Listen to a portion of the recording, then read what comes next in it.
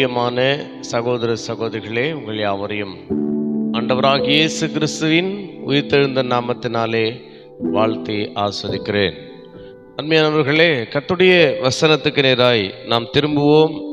இப்பொழுதும் கூட 1 கொரிந்தியர் 1ஆம் அதிகாரத்திலே அன்மையானவர்களே, இங்கே 26வது வசனத்திலிருந்து நாம் பார்க்கும் பொழுது, எப்படியெனில் சகோதரரே, நீங்கள் அழைக்கப்பட்ட அழைப்பை பாருங்கள். மாம்சத்தின்படி ஞானிகள் அநேகர் இல்லை, வல்லவர்கள் அநேகர் இல்லை, பிரபுக்கள் அநேகர் இல்லை. அன்மையானவர்களே, ஆண்டவர் நம்மை ஏன் அழைத்தார்? நாம் அதை பார்க்க வேண்டும், அதை நாம் கவனிக்க வேண்டும். அன்மையானவர்களே, கர்த்தர் ஏன் நம்மை அழைத்திருக்கிறார்? நம்மிடத்துல என்ன தகுதியை ஆண்டவர் பார்த்திருக்கிறார்? நம்மிடத்துல என்ன தகுதியை பார்த்து ஆண்டவர் அந்த தகுதியின் அடிப்படையிலே நம்மை ஒரு அழைப்பை கொடுத்தார், ஒரு ஊழியத்தை கொடுத்தார். அருமையானவர்களே, சிந்திக்கிற வேளையிலே ஒன்றும் கிடையாது. நாம் ஒன்றுக்கும் உதவாதவர்களாய் தகுதியற்றவர்களாய் இருந்தாலும் கூட கர்த்தர் இன்றைக்கு நமக்கு ஒரு உன்னத அழைப்பை ஆண்டவர் நமக்கு கொடுத்திருக்கிறார். அருமையானவர்களே, எது நமக்குள்ள தகுதி என்று சொன்னா, நமக்குள்ளே இருக்கிற பலம் நம்முடைய தகுதி அல்ல, நமக்குள்ளே இருக்கிற பலவீனம்தான் நம்முடைய தகுதி. அருமையானவர்களே, நமக்குள்ளே இருக்கிற அருமையானவர்களே ஞானம் அல்ல, நமக்குள்ளே இருக்கிற அருமையானவர்களே மதிகேடு அல்லது ஞானத்திலே குறைவுள்ளவர்களாய் இருப்பது அருமையானவர்களே ஒரு தகுதி. அருமையானவர்களே, ஐஸ்வர்யம் ஒரு தகுதி அல்ல, தரித்திரம் ஒரு தகுதியா இருக்கும். அருமையானவர்கள், ஏன் என்று சொன்னால், எப்படியெனில் சகோதரரே, நீங்கள் அழைக்கப்பட்ட அழைப்பை பாருங்கள். மாம்சத்தின்படி ஞானிகள் அநேகர் இல்லை, வல்லவர்கள் அநேகர் இல்லை, பிரபுக்கள் அநேகர் இல்லை. ஞானிகளை வெட்கப்படுத்தும்படி தேவன் உலகத்தில் பைத்தியமானவைகளை தெரிந்து கொண்டார். பலமுள்ளவைகளை வெட்கப்படுத்தும்படி தேவன் உலகத்தில் பலவீனமானவைகளை தெரிந்து கொண்டார். உள்ளவைகளை அவமாக்கும்படி உலகத்தில் இழிவானவைகளையும் அற்பமாய் எண்ணப்பட்டவைகளுமாய் இல்லாதவைகளை தேவன் தெரிந்து கொண்டார். அருமையானவர்களே, ஆக இன்றைக்கு நம்மை ஏன் தெரிந்து கொண்டிருக்கிறார்? நமக்கு ஏன் இந்த உன்னத அழைப்பு வந்திருக்கிறது என்பதை நாம் அருமையானவர்களை சிந்திப்போமேயானால் நாம் எந்த தகுதியமற்றவர்களாய் இருக்கிறோம். இன்றைக்கும் கூட இதை கேட்டுக்கொண்டிருக்கிற நண்பு சகோதரனே, சகோதரியே, இன்றைக்கு கர்த்தருடைய சமூகத்திலே உன் வாழ்க்கையிலே இன்றைக்கு ஒருவேளை கர்த்தர் உன்னை பயன்படுத்துவாரேயானால், கர்த்தர் உன்னை பயன்படுத்தி கொண்டிருப்பாரேயானால், இன்றைக்கு உன்னுடைய தகுதியின் அடிப்படையிலே அல்ல, உன்னுடைய ஞானத்தின் அடிப்படையிலே அல்ல, உன்னுடைய பலத்தின் அடிப்படையிலே அல்ல, உன்னுடைய பரிசுத்தத்தின் அடிப்படையிலே அல்ல, ஆண்டவர் உன்மீது காண்பித்த பாராட்டின கிருபையின் அடிப்படையில் தான் நாம் பயன்படுத்தப்பட்டிருக்கிறோம் என்பதை நாம் சரியாய் விளங்கி கொள்ளுகிறவர்களாய், சரியாய் புரிந்து கொள்ளுகிறவர்களாய் நாம் இருக்க வேண்டும். ஆகினாலே இன்றைக்கு நமக்கு ஆண்டவர் கொடுத்த அழைப்பை நாம் சிந்திக்க வேண்டும். சில வேளையிலே கர்த்தர் எனக்கு இந்த தாழ்ந்து கொடுத்திருக்கிறார், இந்த தாழ்ந்து நிமித்தமாக தான் கர்த்தர் என்னை அழைத்திருக்கிறார், இதுக்காக தான் என்னை அழைத்திருக்கிறார். அப்படி கிடையாது.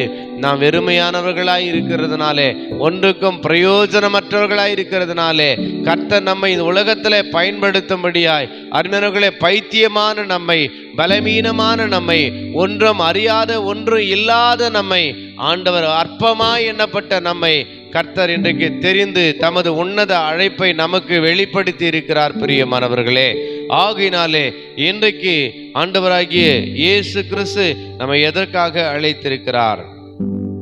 ஆக எப்படி சகோதரரே, நீங்கள் அழைக்கப்பட்ட அழைப்பை பாருங்கள். நம்ம ஆண்டவர் அழைக்கப்பட்ட அந்த அழைப்பை நாம் பார்க்க வேண்டும். இன்றைக்கு சில தருணங்களில் என்னை இதுக்காக அழைத்தார், எனக்குள்ளே இப்படிப்பட்ட ஒரு தாளந்து இருக்கிறது, எனக்குள்ளே இப்படிப்பட்ட ஒரு திறமை இருக்கிறது. அப்படி கிடையாதுங்க. அந்த தாளந்தோ அந்த திறமையோ ஆண்டவர் பார்க்கவே இல்லை.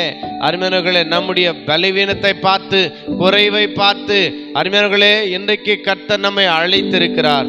ஆகினாலே நம்ம எப்படி அழைத்திருக்கிறார் என்பதை நாம் பார்த்தோன்னு சொன்னா, நாம் ஆண்டவர் நம்மளை எந்த நிலைக்கு உயர்த்தினாலும், அவருக்கு பயன்படும் பாத்திரங்களாய் நம்மை கனப்படுத்தி எந்த மேன்மைக்கு உயர்த்தினாலும், எந்த நிலைமைக்கு உயர்த்தினாலும், கர்த்தர் என்கிட்ட ஒன்றும் இல்லாதிருந்து என்னை அழைத்தார் என்ற ஒரு உணர்வு, ஒரு சிந்தை நமக்குள்ளே இருக்குமேனால் நம்ம எவ்வளவு உயரத்தில் இருந்தாலும் நம் தாழ்மையுள்ளவர்களாய் இருப்போம், கர்த்தருக்கு நன்றி சொல்லுகிறவர்களாய் இருப்போம். அல்லது எனக்குள்ளே இருக்கிற திறமையினால் தான் கர்த்தர் கர்த்தர் என்னை அழைத்தாரு, எனக்குள்ளே இருக்கிறதுனால இந்த தாளத்தினால கர்த்தர் என்னை அழைத்தார் என்று நாம் சிந்திப்போமே. ஆனால் அருமையானவர்களே, நாம் மோசம் போகிறவர்களாய், ஆண்டவருடைய வழியை விட்டு விலகுகிறவர்களாய், நம்முடைய மாம்ச பலத்தை, புய பலத்தை மேன்மை பாராட்டுகிறவர்களாய், கடைசியிலே நாம் விழுந்து போகிறவர்களாய் நாம் இருப்போம். ஆக இன்றைக்கு கர்த்தர் நம்மை எந்த நிலைமையிலிருந்து அழைத்திருக்கிறார்? நாம் வல்லவர்கள் அல்ல, நாம் பிரபுக்கள் அல்ல, நாம் ஞானிகள் அல்ல, நாம் கனவான்கள் அல்ல, நாம் பலவான்கள் அல்ல. ஆனாலும் கர்த்தர் நம்மை அழைத்த அழைப்பு எப்படிப்பட்டது என்பதை யோசித்து பாருங்கள், சிந்தித்து பாருங்கள் பிரியமானவர்களே.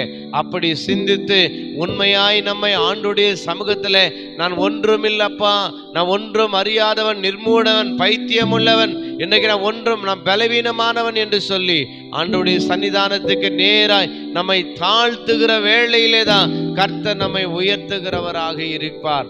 அருமையானவர்களே, பரிசேயனும் ஆயக்காரனும் தேவ சமூகத்திலே ஜெபிக்கிற வேளையிலே பார்க்கும் பொழுது பரிசேயன் கருத்தாய் ஜெபித்தான், ஞானமாய் ஜெபித்தான். அருமையானவர்களே, அநேக காரியங்களை, அநேக வார்த்தைகளை அவன் வைத்து ஜெபித்தான். ஏன் என்று சொன்னால் அவனுக்குள்ளே ஞானம் இருந்தது, அவனுக்குள்ளே அறிவு இருந்தது, அவனுக்குள்ளே ஐஸ்வர்யம் இருந்தது. ஆகினாலே அப்படியாய் அவன் ஜெபித்தான். ஆனால் அங்கே ஆயக்காரனும், அவனுக்கு அறிவும் இல்லை, ஞானமும் இல்லை, ஐஸ்வர்யம் இல்லை. ஆகினாலே அவன் கண்களை வானத்துக்கு ஏறெடுக்க துணியாமல் தன் மார்பிலே அடித்து கொண்டு, பாவியாகி என் மேலே கிருபையாயிரும் என்று சொல்லி அவன் தன் அறியாமையை, அவன் தன் ஏழ்மையை, அவன் தன்னுடைய தாழ்மையை அவன் வெளிப்படுத்தினது பொழுது கர்த்தர் அவனுடைய ஜெபத்தையே அங்கீகரித்தார். எனக்கு அருமையானவர்களே, இன்றைக்கு திறமையுள்ளவர்களோ, பலசாலிகளோ, ஞானவான்களோ ஆண்டவருக்கு தேவையில்லை. ஆகினால் இன்றைக்கு கர்த்தர் அழைத்த ஒவ்வொருவரும் இந்த உலகத்தில் கனவீனமாய் எண்ணப்பட்டவர்கள், அற்பமாய் எண்ணப்பட்டவர்கள், உதாசீனப்படுத்தப்பட்டவர்களையே கர்த்தர் தேர்ந்தெடுத்து தெரிந்து கொண்டு பயன்படுத்துகிறார் என்பதை, பயன்படுத்தப்படுகிறவர்களும் ஒவ்வொரு வேளையில் அதை உணர்ந்து கொள்ளுகிறவர்களாய் இருக்கும் பொழுது ஆண்டவருடைய நாமம் மகிமைப்படும்.